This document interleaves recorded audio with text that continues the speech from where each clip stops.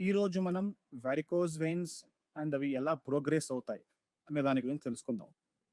So, ఈ varicose veins and దానివల్ల వచ్చే సింప్టమ్స్ గానీ, కాంప్లికేషన్స్ గానీ ఓవర్ నైట్ రావండి. అంటే ఒక 2 రోజుల్లో వచ్చే సింప్టమ్స్ అయితే డెఫినెట్‌లీ కావు. వారికోజ్ వెయిన్స్‌కి 6 స్టేజెస్ ఉంటాయి. స్టేజ్ నంబర్ 1 అంటే 1 మిల్లీమీటర్ వరకు ఉబ్బిన నరాలు కాళ్ళల్లో. మామూలుగా ఇవి మనం చాలా మందిలో చూస్తూ ఉంటాం. దీనివల్ల ఎక్కువ ఇబ్బందైతే ఎవరు చెప్పలేదు, చెప్పరు కూడా. స్టేజ్ నంబర్ 2 మనకు 1 కంటే ఎక్కువగా ఉబ్బులుండే రక్తనాళాలు ఏవైతే కనిపిస్తాయో, దాన్ని ప్రాపర్‌గా వారికోజ్ వెయిన్స్ అని చెప్తాము. మీకు సింప్టమ్స్ ఈ స్టేజ్ నుంచి యూజువల్‌గా స్టార్ట్ అవుతాయి. స్టేజ్ నంబర్ 3 కాళ్ళల్లో వచ్చే వాపులు. ఈ వాపులనేటివి మనకు కాళ్ళు మొత్తం ఉండవు.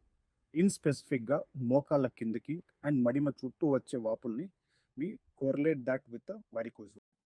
Stage number 4 so, varicose veins వల్ల వచ్చే మనకు స్కిన్ ప్రాబ్లమ్స్.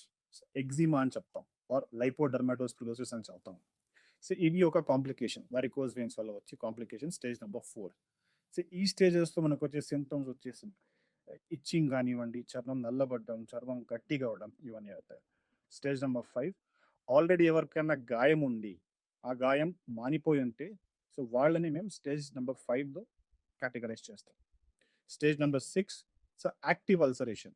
సో, ఎవరైతే వారికోజ్ వెయిన్స్‌ని నెగ్లెక్ట్ చేసి సో, గాయం వరకు తెచ్చుకున్నారో యాక్టివ్ అల్సర్ అంటే యాక్టివ్‌గా గాయం ఎవరికైతే ఉందో వాళ్ళని మనం స్టేజ్ 6లో కేటగరైజ్ చేస్తాం. సో, మీ యొక్క రక్తనాళాలకు వాటి ఆరోగ్యం గురించి డెఫినిట్‌గా మీరు దాన్ని కేర్ తీసుకోవాలి.